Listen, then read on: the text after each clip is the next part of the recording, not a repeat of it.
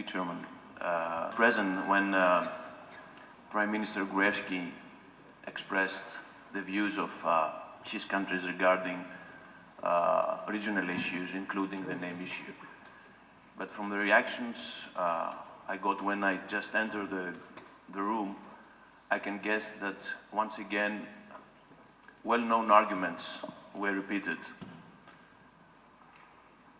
Frankly, I don't want to monopolize, and I believe that no one should like to monopolize a discussion which is focused on regional issues and the European perspective of the whole region.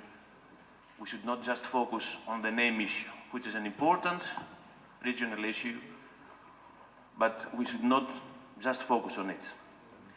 But I cannot help but to comment on some of the main elements of this debate.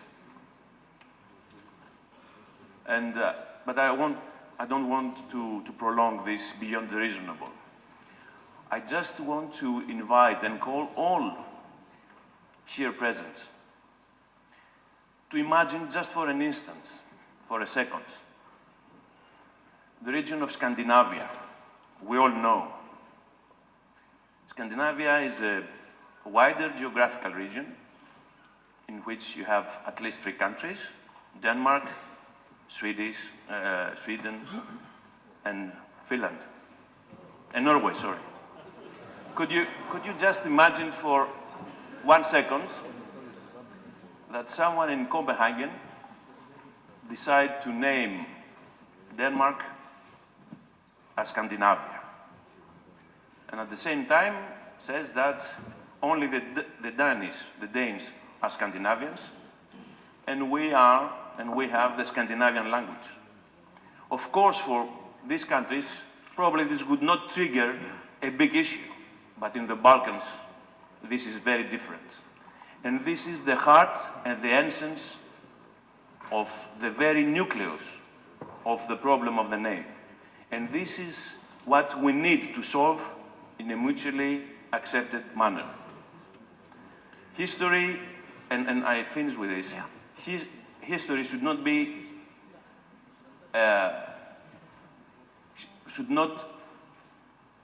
an obstacle for the present and for the future. But we should not forget history, particularly in areas, in regions like the Balkans. Because if we forget it, it comes back in a very hard and painful way. Thank you. Thank you very much. Let's go to the next intervention. So one name is for us, very clear ahead of us, and this is Europe. And since this session is that we are here as a European friends, I go back to a mathematic formula, which is if A is equal to B and B is equal to C, then A should be equal to C too. If we are your friends and you are our friends, the question is, are we friends among ourselves? I think yes. The history has created a lot of bad things. But I think we have to show that we are friends among ourselves as well, and you should help us. I think Kosovo has shown some leadership and some, I believe, vision that has exceeded those formulas that has created a lot of bad things. And I ask all of you to look to really the European values that has created friendship among everybody in Europe, and I believe in Balkans. Thank you. On Slovenia, I would like to address a question concerning Bosnia and Herzegovina. It was just said that we have to learn something from the history. And I believe that in the case of Bosnia and Herzegovina, we didn't learn enough. What is the problem? European Union believes that there is no chance for the status of the candidate country as long as there is an office of high other party. So in this case, in the case of Macedonia or the case of Greece, what is a potential solution? I don't hear that in public discussions. I just hear about identities making it impossible to discuss about things, about how politics cannot lead to solutions. Where do we see a solution? Can we have a discussion about possible solutions which are reflective of what the other side may want to see addressed as well? Thank you. Solutions. So I want to say that we offer many solutions in the discussions that we have under the mediatory of Ambassador Matthew Nimitz under the United Nations umbrella. and in the discussions that we have with Greece. So that's not true, that we are talking just about the problems and not talking about the solutions.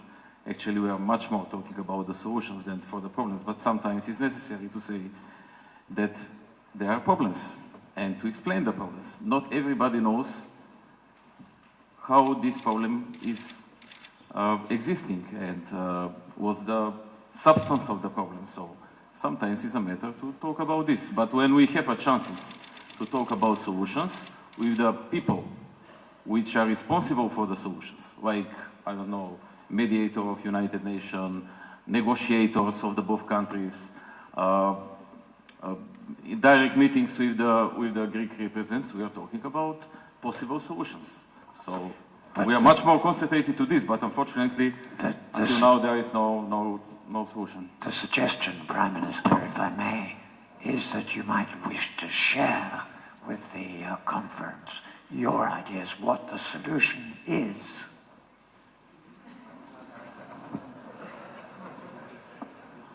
It's a lot of details about this. So if I start to talk, I believe that after... I can give you a quarter of an hour. No, I will need at least 20 minutes about this, if you're all. But it's too much. So we offer many solutions, and the people which are responsible for this knows this. Also, President Barroso, also Mr. Olli Rehn, and the other representatives here which are responsible for solving of these issues, they know that we did maximum efforts to come to some solution and to overcome this problem. I hope that in the future, continuing of such steps will result with some solution. Thank you. Okay, well, I think we can accept this reassurance and move on, and now drop the subject of the name dispute and move on to the decade of the Balkans, to cooperation, to the accession timetables, and so on. Who else? There are a lot of opportunities because the countries in the Balkans, in the last years, they have serious progress in creating better business climate. This is giving good conditions to the investors from the countries of the European Union.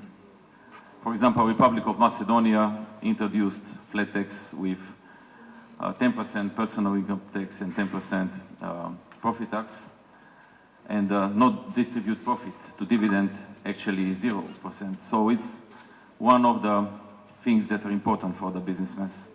Also, we introduced the project Regulatory Guillotine, which reduce a lot of bureaucracy procedures, or make them cheaper, or cut them completely, or just make them much more faster.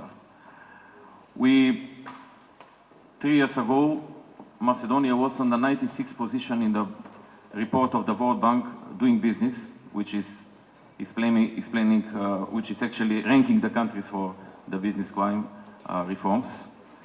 This year we are on the 32nd position, from 96th to 32nd position. We are third reformer in the world according to Doing Business World Bank edition this year. So not just we, also the countries in the region are making progress in establishing very good measures which are improving the business climate. Still there are weaknesses, still there are things that has to be improved. But the region become much more attractive for the investors. So this is a process that will continue, and I believe that investing of the countries in this region will help for Europeization of the countries. Slovenia, for example, is one of the biggest investors in Macedonia. Greece is also one of the biggest investors in Macedonia. Germany and other European countries are investors in Macedonia, in Serbia, in Montenegro, in Bosnia also. So it's helping, and it will help in the future too. Thank you.